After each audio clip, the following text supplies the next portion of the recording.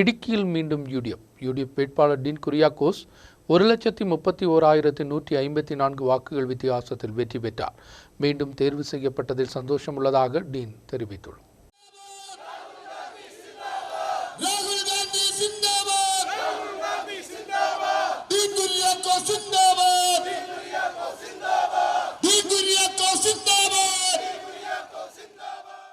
இடுக்கியில் UDF வேட்பாளர் advocate dean Kuriakose வெற்றி பெற்றார். 1,31,154 வாக்குகள் வித்தியாசத்தில் தான் டீன் குரியாக்கோஸ் நாடாளுமன்ற தேர்தலில் வெற்றி பெற்றது.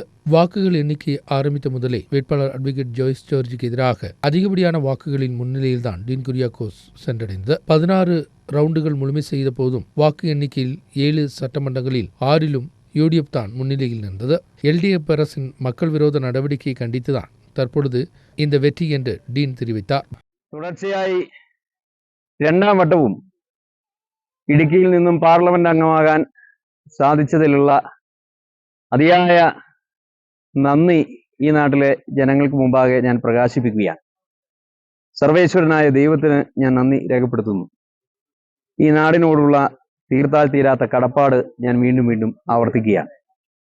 ഈ മഹാവിജയം ഇന്ത്യയിലെ ജനാധിപത്യ മതേതര പോരാട്ടത്തിന് കരുത്തു പകരുന്നതിന് വേണ്ടിയിട്ടുള്ള ഇടുക്കിയിലെ ജനങ്ങളുടെ വലിയ സംഭാവനയാണ് എന്ന് ഞാൻ കരുതുകയാണ്.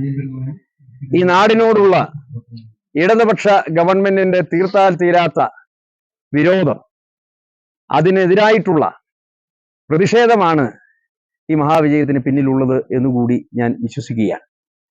തീർച്ചയായും ഇടുക്കിയിലെ ജനങ്ങൾ കക്ഷി രാഷ്ട്രീയത്തിന് അതീതമായി കൂടി ജനാധിപത്യ മതേതര വിശ്വാസികൾ ഐക്യ ജനാധിപത്യ മുന്നണി മുന്നോട്ട് വെക്കുന്ന ആശയമാണ് ശരി എന്ന് പ്രതികരിച്ചിട്ടുണ്ട്. അതിൻ്റെ കൂടി ഒരു പ്രതിഫലനമാണ് 1,00,000-ലധികം വരുന്ന വലിയ ഭൂരിപക്ഷത്തോടു കൂടി രണ്ടാം വട്ടവും വിജയിച്ചു വരാൻ കാരണമായിട്ടുള്ളത്. അല്ലെങ്കിൽ ഐക്യ ജനാധിപത്യ മുന്നണിയെ കലവറയില്ലാതെ ഈ നാട്ടിലെ ജനങ്ങൾ പിന്തുണച്ചത്.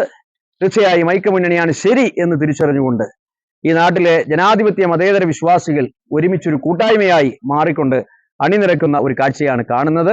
അതൊരു തുടർച്ചയായി ഇനി അങ്ങോട്ടുണ്ടാകും എന്ന പൂർണ്ണമായ വിശ്വാസമാണ് വ്യക്തിപരമായി എനിക്കുള്ളത്.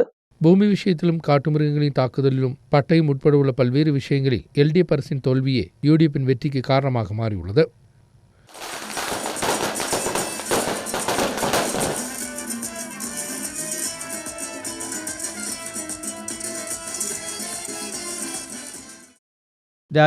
News desk media net.